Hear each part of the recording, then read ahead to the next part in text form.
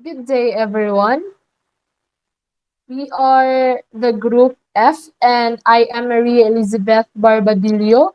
And together with my colleagues, Miss Sharon Pacot and Miss Johan Perfecio, and we will be discussing to you the Republic Act 9155. But before we proceed, let me show you our objectives that will guide you on how you are going to expect to achieve in this discussion.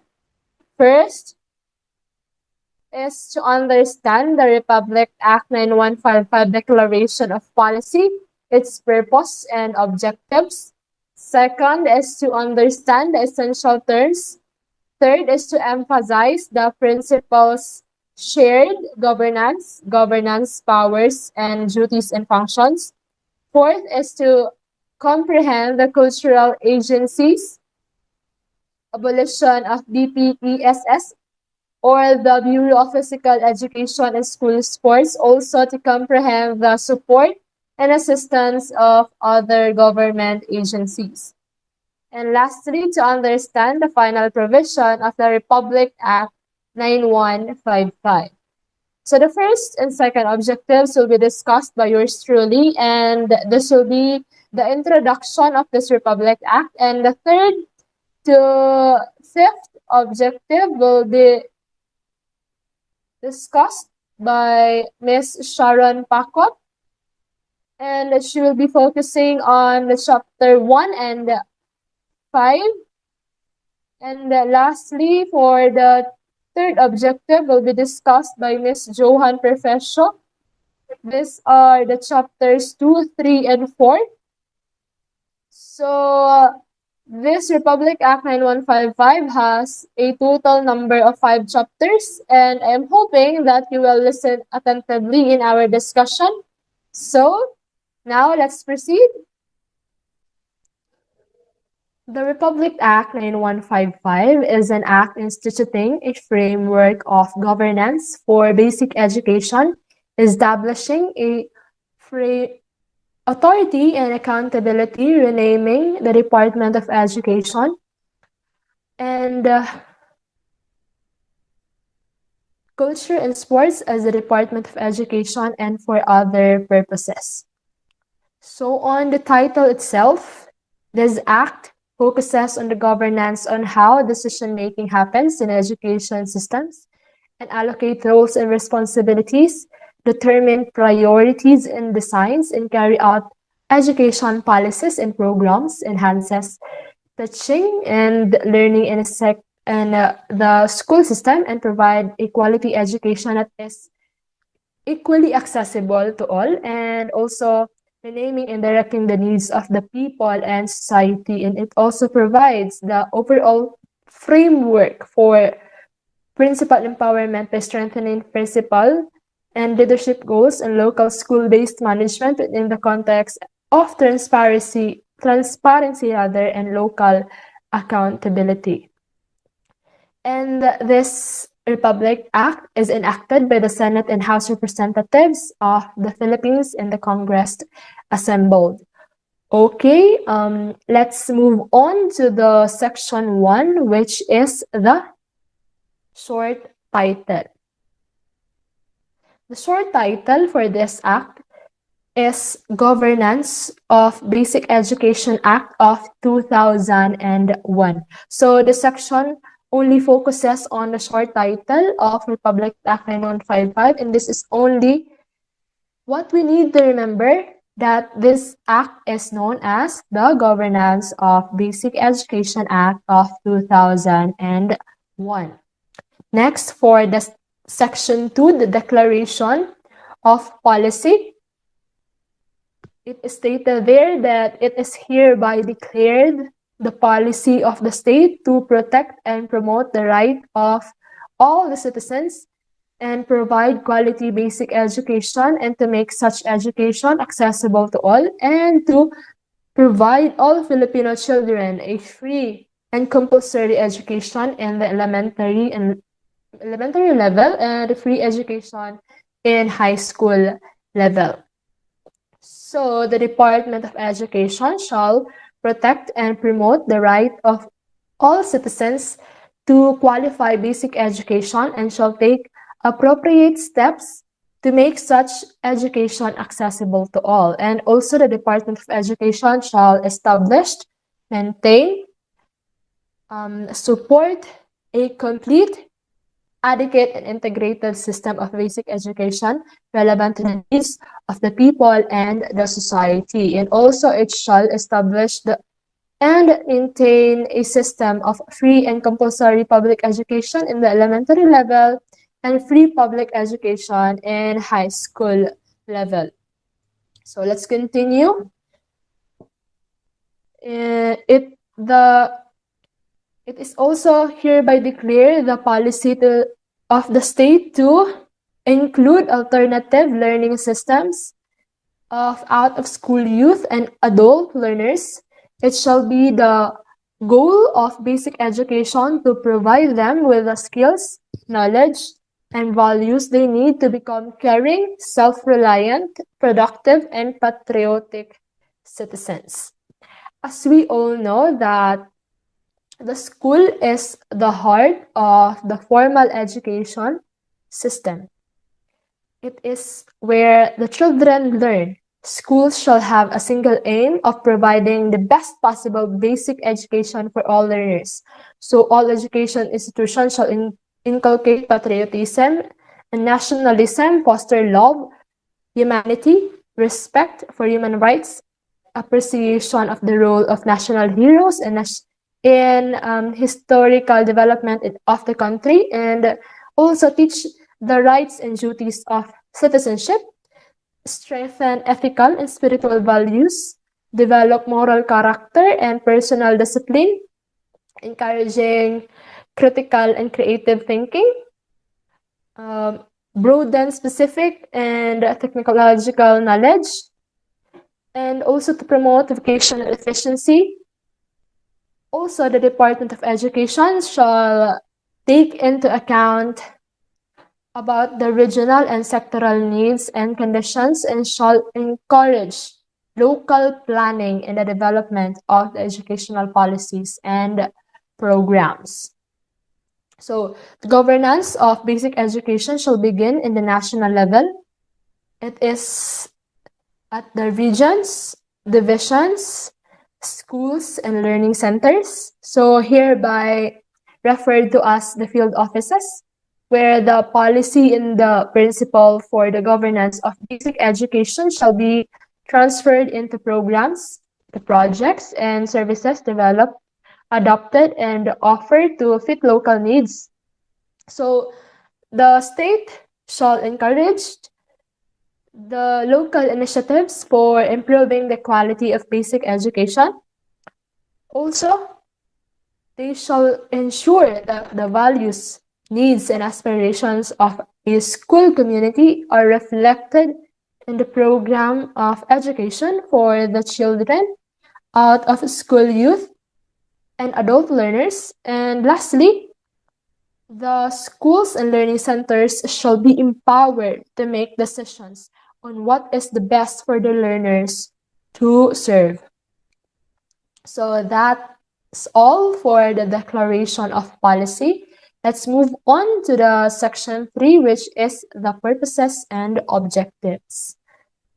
So the purposes and objectives of this act are to provide framework, to provide framework for the governance of basic education, which shall set the general directions for educational policies and standards, and established authority, accountability, and responsibility for achieving higher learning outcomes.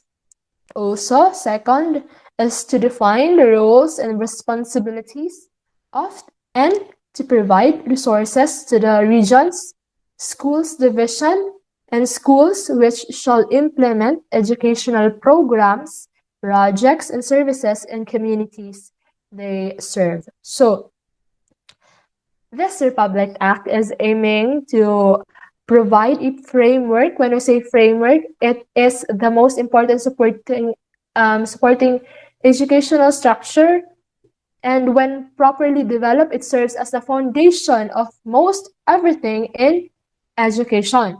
So this Republic Act aims to provide a framework to achieve higher learning outcomes as well as establishing the accountability, roles, and responsibilities to be implemented in the communities they serve. Third is to make schools and learning centers the most important vehicle for the teaching and learning of national values and for developing Filipino learners love of country and pride in its rich heritage. Fourth, to ensure that schools and learning centers receive the kind of focused attention they deserve and the kind of educational programs, projects, and services they need, taking into account the interests of all the members of the community. And the fifth is to enable the schools and learning centers to reflect the values of the community by allowing teachers and other staffs the flexibility to serve the needs of all learners. So, this three continuation of the first two purposes and objectives are also providing us the information that the Republic Act 9155 is aiming to make the schools and the learning centers to be the most important element or the most important vehicle for teaching. They are the one who establish the love, the pride, the knowledge, and the skills of our students, so they deserve an attention and providing them a progress on programs, projects, and services as they are the one that is flexible and are focusing on the interests of all the needs of all the students and the members of the society, as well as reflecting the values of the community. So the last two purposes and objectives of this act is to encourage local initiatives for the improvement of schools and learning centers and to provide the means by which these standards may be achieved and sustained. And lastly, to establish schools and learning centers and other school facilities where school children are able to learn a range of core competencies prescribed for elementary and high school programs, or where the out-of-school youth and adult learners are provided alternative learning programs and receive accreditation, at least the equivalent of an elementary or high school education. So when we say local initiatives, this is intended to resolving the issue. For instance, enabling individuals to invest in their future and go forward with hope by empowering community transformation through life-changing movements that promote dignity and enable individuals and communities to attain their full potential in culturally appropriate ways, particularly in providing the means of sustaining and also achieving the standards of improvement of schools and learning centers. Also, in the last objective of this act, it basically provides us the information that students in elementary or high school and even the out-of-school youth and adults are needed to be provided a learning program and receive an accreditation. Next, we have the section 4, which states the purposes of this act. The terms, the phrases used shall mean or be understood as follows. So the first one is the alternative learning system. The alternative learning system is a parallel learning system to provide a viable alternative to the existing formal education instruction It encompasses both the non-formal and informal sources of knowledge and skills. Meaning, it is providing ways in which students learn best, and a parallel learning system, particularly here in the Philippines, it is called ALS, that provides a practical option to the existing formal instruction, and it helps elementary and high school dropouts or those who have not been able to attend any schooling to finish their primary and secondary education by non-traditional ways of schooling. So when one does not have or cannot access formal education in schools, ALS is an alternative or substitute, and it includes both non-formal and informal sources of knowledge and skills. So next one is the basic education. It is the education intended to meet basic learning needs, which lays the foundation on which subsequent learning can be based. It encompasses early childhood, elementary. I'm sorry for that.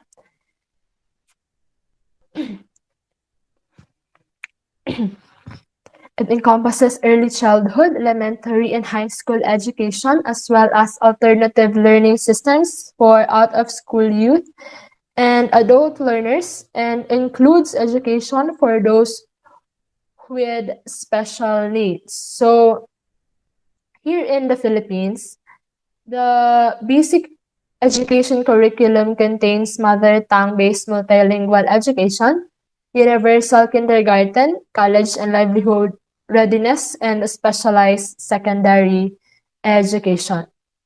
Next, we have the cluster of schools. It is a group of schools which are geographically contiguous and brought together to improve the learning outcomes, meaning having a contact and grouping the schools according to their locational commonality, because it is geographically contiguous, and also join together to improve learning outcomes, like becoming the best in its cluster in terms of school administration and student achievement. Next, we have the formal education. Formal education is the systematic and deliberate process of hierarchically structured and sequential learning corresponding to the general concept of elementary and secondary level of schooling. At the end of each level, the learner needs a certification in order to enter or advance to the next level. So it means that formal education is given in a traditional setting, like a school or university. It is a process, so traditional setting, face-to-face, that is formal education. In this new normal curriculum where online, this is also called a formal education. And according to this act, it is a process of integral education correlated stretching from primary education to secondary education, including education for those special needs, and that entails a systematic and a deliberate intention that concretizes itself in an official curriculum, also applied within a defined calendar and timetable at the end of each level. So the learner needs a certification, for example, in Recognition Day, where students are getting their certificates and certify that they are able to enter or advance to the next level. Next, we have the informal education. Informal education is a lifelong process of learning by which every person acquires and accumulates knowledge, skills, attitude, and insights from daily experience at home, at work, at play and from life itself. Meaning, this is an unplanned and spontaneous learning of behaviors, norms, and values which typically occurring outside of formal settings by exploration and enlargement of experience. Next, we have the integrated schools. Integrated schools is a school that offers a complete basic education in one school site and has unified instructional programs. So in addition, it means that combining what students learn in the classroom with the solution of real-world problems. Next, we have the learner. Learner is an individual seeking basic literacy skills and functional life skills or support services for the improvement of the quality of his or her life. It means that this is someone who is learning on how to cultivate and improving one's fundamental growth and skills. Next, we have the Learning Center. Learning Center is a physical space to house learning resources and facilities of a learning program for out-of-school youth and adults. It is a venue for face-to-face learning activities and other learning opportunities for community development and improvement of the people's quality of life. So it basically means that it is an area within the classroom that provides students with exciting and interesting experiences to practice, enrich, retouch, and enhance their learning. Next, we have the learning facilitator. Excuse me. It is a key learning support person who is responsible for supervising or facilitating the learning process of activities of the learners. Excuse me. So the learning facilitator are the teacher itself who makes the learning easy, and the direct learning helper whose roles are to create an atmosphere for study to help learners get their goals and encourage social interaction. So meaning teachers are the facilitator of learning. Next, we have the non-formal education. Non-formal education is any organized, systematic educational activity carried outside the framework of the formal system to provide selected types of learning to a segment of population. So it basically means that education that occurs outside the formal school system.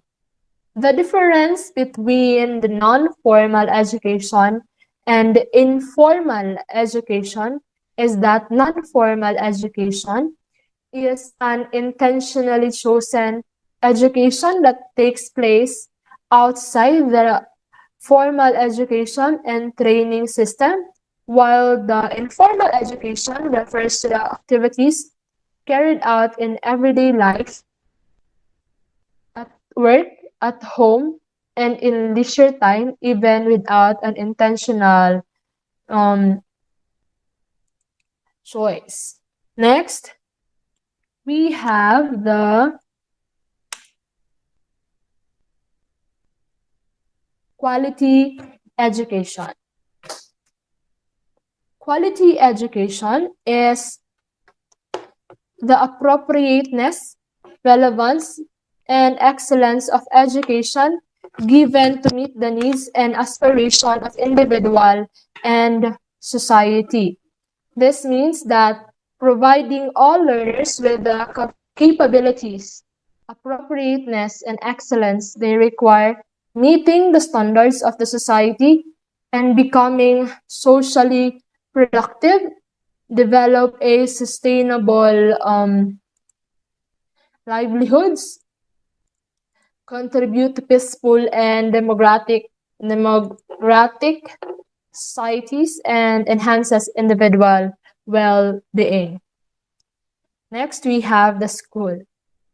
The school is an educational institution, private and public, undertaking educational operation with a specific age group of pupils or students, pursuing defined studies at defined levels, receiving instruction from teachers usually located in a building or a group of buildings in a particular physical or cyber site. As I have said a while ago that in the declaration policy that the schools are the heart of the formal education system.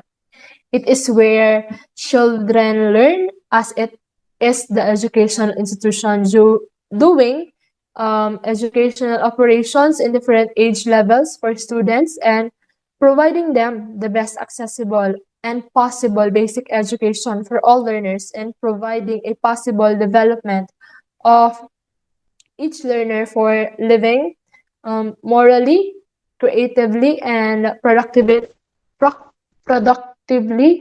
in a democratic society. And for the last term, we have the school head. School head is a person responsible for the administrative and instructional supervision for the school and cluster of schools. So the school heads is very important because they have the greatest responsibility for the management and supervision of the school. They are the one to provide academic and administrative leadership and accountable for all the higher level operations in school. And also the school head has the authority, accountability, and responsibility to lead the national educational policies, plans, and also standards. So that's the introduction for 9155, and the next chapters will be discussed by Ms. Sharon Pacot and Ms. Johan Perfecio. Thank you for listening for the introduction for the Republic Act 9155. I hope you learned something, and thank you for having a time upon listening to my discussion. Always remember to stay home, stay safe, and God bless everyone. So, hello everyone. I am Sharon B. Pacot and I will be discussing Chapter 1, Section 5 to 7 of RA 9155. So, Section 5 is entitled Principles of Shared Governance. So, in Section A of Section 5, it states here that in the basic education bureaucracy, there are officials or individuals that has their own task, role, and responsibility. And altogether, they share or they take a part of the governance of the basic education.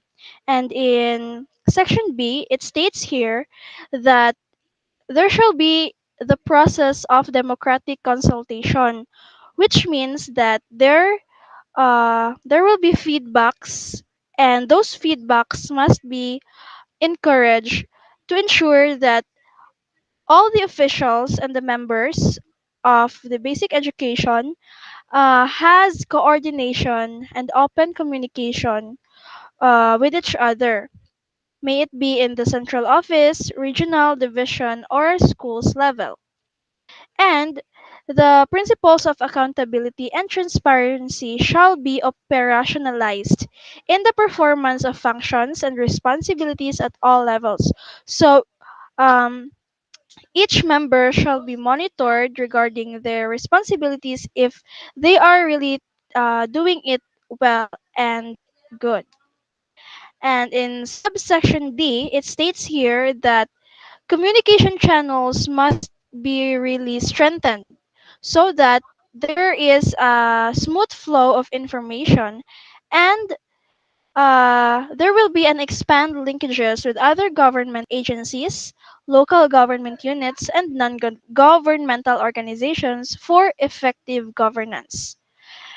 Section 6 is entitled Governance. The Department of Education, Culture, and Sports shall henceforth be called the Department of Education. So from the previous name, it will be changed to simply the Department of Education. But uh, the culture and sports is still included in the program. And in the sections 9 and 8, arts, culture, and sports shall be provided as a separate um, sections for this law. Now, let's proceed to section 7, which is the powers, duties, and functions. So, the Secretary of Department of Education shall exercise overall authority. So, our current Secretary of the Department of Education is Secretary Briones. So, she has the overall authority and supervision of the operations of the uh, Department of Education. Now, uh, the highest level that we have is the national level. In addition to his or her powers under existing laws, the Secretary of Education shall have the authority, accountability, and responsibility for the following. Number one, formulating national educational policies, formulating a national basic education plan, promulgating national educational standards, monitoring and assessing national learning outcomes, undertaking national educational research and studies, enhancing the employment status, professional competence, welfare, and working conditions of all personnel of the department, and enhancing the total development of learners through local and national programs or projects. And then the Secretary of Education shall be assisted by not more than four undersecretaries and not more than four assistant secretaries whose assignments, duties, and responsibilities shall be governed by law. There shall be at least one undersecretary and one assistant secretary who shall be career executive service officers chosen from among the staff of the department. The next level is the regional level. So, consistent with the national educational policies, plans, and standards, the regional director shall have authority, accountability, and responsibility for the following. Number one, defining a regional educational policy framework which reflects the values, needs, and expectations of the communities they serve, developing a regional basic education plan, developing regional education standards with a view towards benchmarking for international competitiveness, monitoring, evaluating, and assessing regional learning outcomes.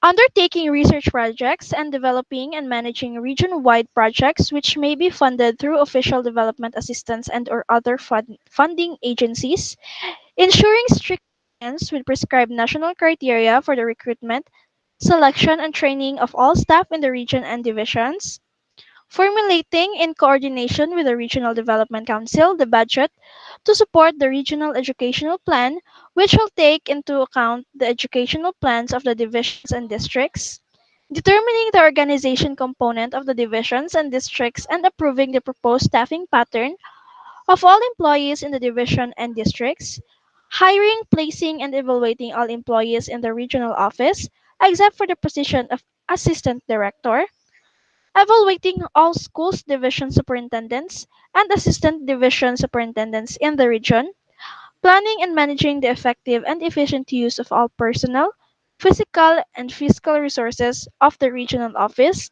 including professional staff development, managing the database and management and information system of the region, approving the establishment of public and private elementary and high schools and learning centers, and finally, performing such other functions may be assigned by proper authorities.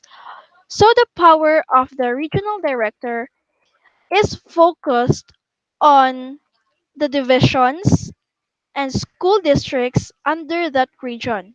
So he or she shall monitor all the um, flow, the assessment, and the management of the region.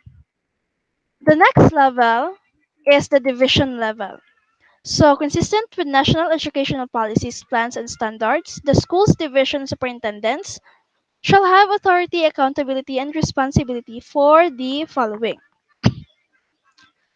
developing and implementing division education development plans, planning and managing the effective and efficient use of all personnel, physical and fiscal resources of the division, including professional staff development, hiring, placing, and evaluating all division supervisors and school district supervisors, as well as all employees in the division, both teaching and non teaching personnel, including school heads except for the assistant division superintendent, monitoring the utilization of funds provided by the national government and the local government units to the schools and learning centers, ensuring compliance of quality standard for basic education programs, and for this purpose, strengthening the role of division supervisors as subject area specialists, promoting awareness of and adherence by all schools and learning centers to accreditation standards prescribed by the Secretary of Education, supervising the operations of all public and private elementary, secondary, and integrated schools and learning centers,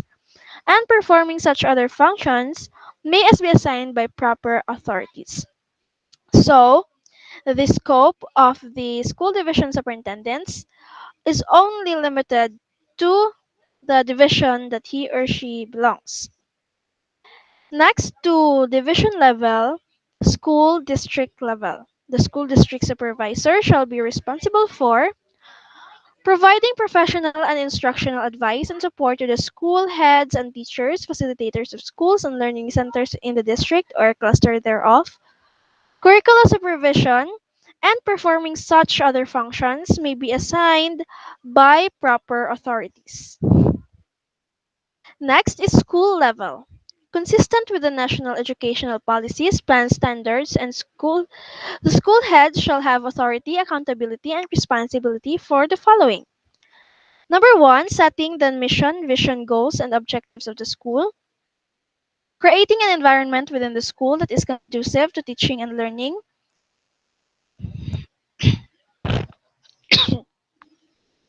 Implementing the school curriculum and being accountable for higher learning outcomes. Developing the school education program and school improvement plan.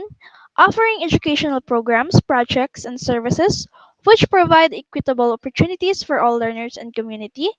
Introducing new and innovative modes of instruction to achieve higher learning outcomes, administering and managing all personnel, physical and fiscal resources of the school, recommending the staffing complement of the school based on its needs, encouraging staff development, establishing school and community networks, and encouraging the active participation of teachers, organizations, and academic personnel of public schools and parents teachers community associations, accepting donations, gifts, bequests, and grants for the purpose of upgrading teachers' learning facilitators, competencies, improving and expanding school facilities, and providing instructional materials and equipment.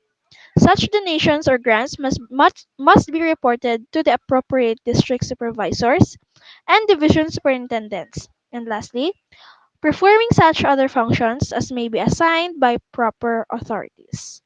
So that is everything for the section 7 of RA 9155. Hello everyone, this is the continuation of our discussion on Republic Act number 9155. So in chapter 2, transfer of cultural agencies, in section 8, cultural agencies, the Commission ng Wikang Pilipino, the National Historical Institute, Record Management and Archive Office, and the National Library shall now be administratively attached to the National Commission for Culture and Arts, or the NCCA, and no longer with the Department of Education. The program for school arts and culture shall remain part of the school curriculum. So in this section, the National Commission for Culture and the Arts of the Philippines is the official government agency of culture, for culture.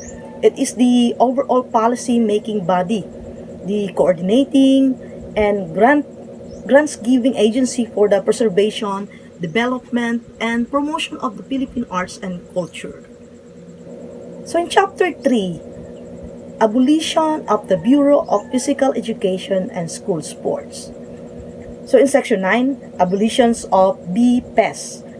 All functions, program, and activities of the Department of Education related to sports competition shall be transferred to the Philippine Sports Commission or the PSC.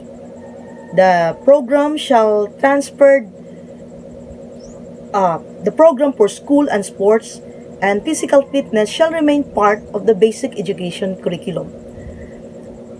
So in this section, the Department of Education, Culture, and Sports was renamed the Department of Education by the virtue of this Republic Act. This Section 9 of the law abolished the Bureau of Physical Education and School Sports. Beyond athlete training, the Philippine Sports Commission has always placed a great emphasis on development. However, without formal access to DepEd, vast network of schools, its activities were limited.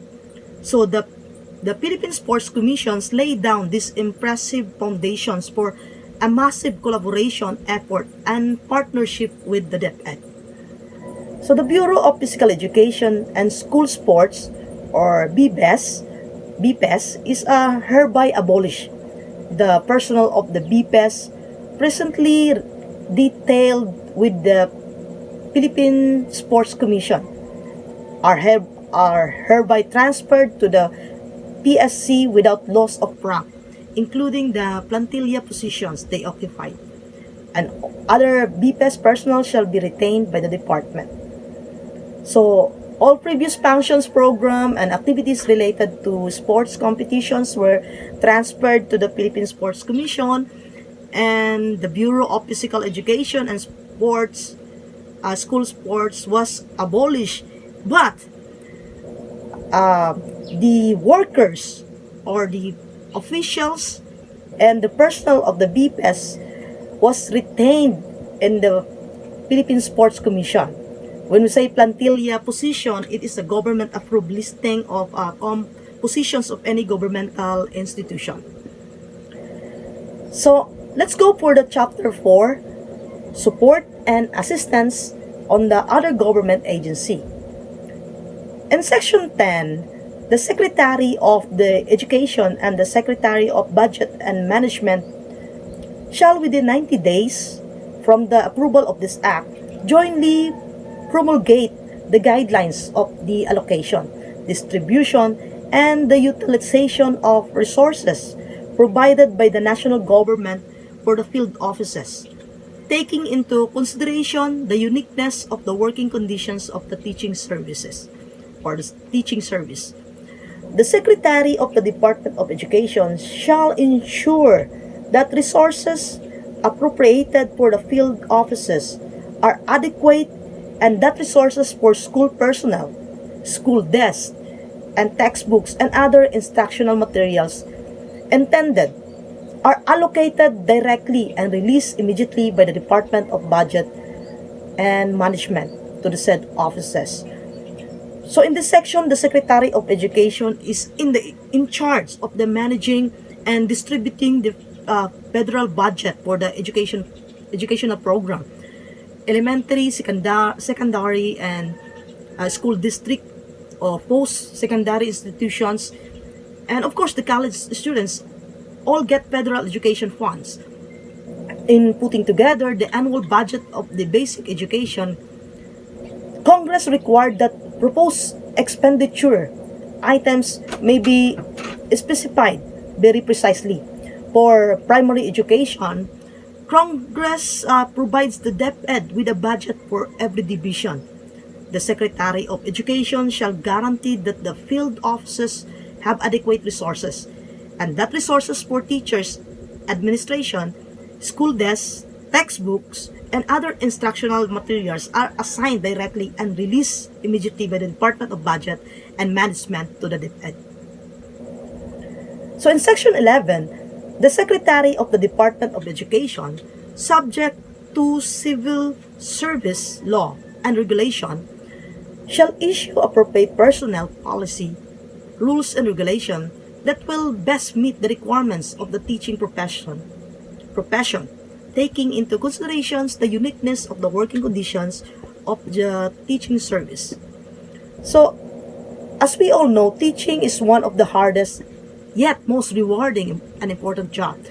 So, in line with the new professional standard for teachers, the Department of Education or the DepEd, through the Teachers Education Council or the TEC, issued DepEd order entitled the National Adoption and Implementation of the Philippine Professional Standard for Teachers or the PPST.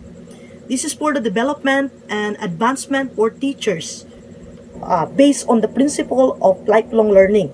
So the Secretary of Education established relevant personnel policies, rules, and regulations that best fulfill the demands of the teaching profession as taking into account the uniqueness of teaching services working environment. So we have the Section 12, the Commission on Audit. In the issuance of audit rules and regulations that will govern the utilizations of all resources as well as the liquidation, recording, and reporting thereof shall take into account the different characteristics and distinct features of the department's field offices, its organizational setup, as well as the nature of the operations of school and learning centers. Of course, the primary functions of Commission on Audit is to examine, audit and settle all accounts and expenditures of the funds and properties of the Philippine government. So the Commission on Audit shall take into account on the different characteristic and distinct features of the DepEd department's field and offices, so as well as the nature of the operation of the school and learning center when issuing the audit rules and regulations that will govern the utilizations of all resources, as well as the liquidations, of course the recording and the reporting thereof. So in Chapter 5, this is the final provisions of the Republic Act number 155. So in Section 13, the governments in the ARMM. So the Regional Education Secretary for the Autonomous Region in Muslim Mindanao or the ARMM shall exercise similar governance authority over the division, districts, schools, and learning centers in the region as may be provided in the Organic Act without prejudice to the provisions of Republic Act number 9054, entitled An Act to Strengthen and Expand the Organic Act for the Autonomous Region in Muslim Mindanao, amending for the purpose of Republic Act number 6734, entitled An Act Providing for Autonomous Region in Muslim Mindanao as amended. We have the Section 14, the Rules and Regulation. The Secretary of Education shall promulgate the implementing rules and regulations within 90 days after the approval of this Act, provided that the Secretary of Education shall fully implement the principles of shared governance within 2 years after the approval of this Act. So, it means that the Secretary of Education is in charge of the entire department, as well as the law and regulations that govern it. So, establish regulations and standards for the department operation in accordance with the government-approved programs. Next, we have the Section 15, Separability Clause. If for any reason, any portion or provision of this Act shall be declared unconstitutional, other parts or provisions hereof which are not affected thereby shall continue to be in full force and effect. Section 16, Repealing Clause. All laws, decrees, executive orders, rules and regulations, part or parts thereof, inconsistent with the provision of this Act are hereby repealed and modified accordingly. Section 17, Effectivity Clause.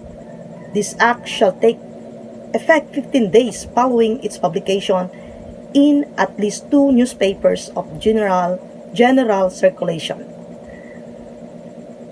So in RA number 9155, the summary is, it is declared that the state's policy to protect and promote all citizens' right to a quality basic education and to make such education accessible to anyone by providing all Filipino children with a free and obligatory elementary education and a free and compulsory high school education. The Department of Education, for example, has one of the highest budget in our country. So, as well as this RA number 9155 without the President's signature, it became law on August 11, 2001, under Section 27, number 1 of Article 6 of the Philippine Constitution. So thank you for your listening. I hope you learned something in our discussion for today. It's about the Republic Act number 9155. And thank you and keep safe, everyone.